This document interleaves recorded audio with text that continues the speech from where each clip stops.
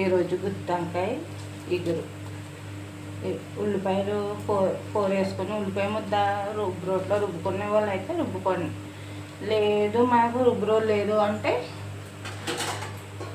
ఇలాంటి దాంతో కోరుకోండి. ఇలా పెద్ద కన్నాలతో కోరుకోండి, బాగుంటుంది. ఇలాంటి దాంతో కోరుకోకండి, జావలా ఉంది. దాంట్లో అల్లం, వెల్లుల్లిపాయ, జీలకర్ర, ధనియాలు అంతే. మీరు వేసుకుంటే మసాలాలు కూడా వేసుకోవచ్చు. నేనేమి వేయలేదు. ఒక మగ్గ దాల్చిన చెక్క వేసుకోవచ్చు. ఇప్పుడు వంకాయలు ఇలా కోసుకోండి.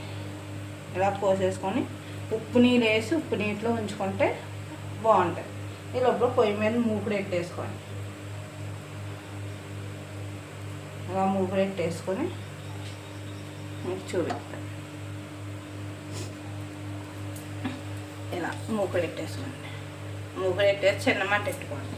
నూనె మరుగుద్ది. లోపల ఒక్కొక్క వంకాయ ఇలా ఇలా దించుకోండి.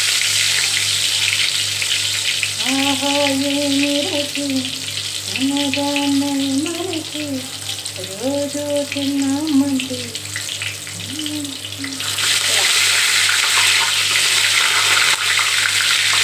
ఇలా అన్ని వంకాయలు చిన్న మంట మీదే పెట్టుకుంటే బాగా మగ్గుతాయి. వంకాయలు నీడేసి పని ఉండదు.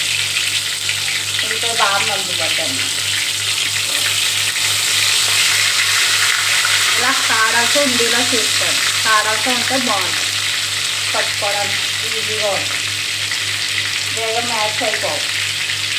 వంకాయలు కారాలతో ఉంటే వేగం మ్యాచ్ అయిపోవాలి. కారాపు బాగా లోటు పోసేసుకుంటే పడైపోతుంది.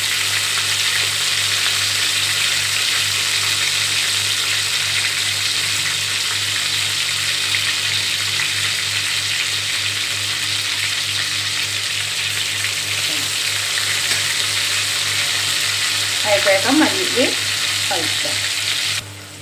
చూసారా అంత కలర్ఫుల్గా ఉందో. ఇది మాత్రం అప్పుడే వేయకండి. వంకాయలు బాగా మగ్గిపోయాక అప్పుడు వేసుకుంటే బాగా వేగింది. వంకాయ బాగా వేగాలి. వేగాక మళ్ళీ చూపిస్తాం. ఇది మనం ఇలా మార్చుకోవచ్చు అనమాట. ఇలా కాడ ఉండడం వల్ల ఉపయోగం ఏంటంటే ఇలా చేత్తోనే మార్చేస్తాను నేను. ఇలా దగ్గరికి అవ్వచ్చు.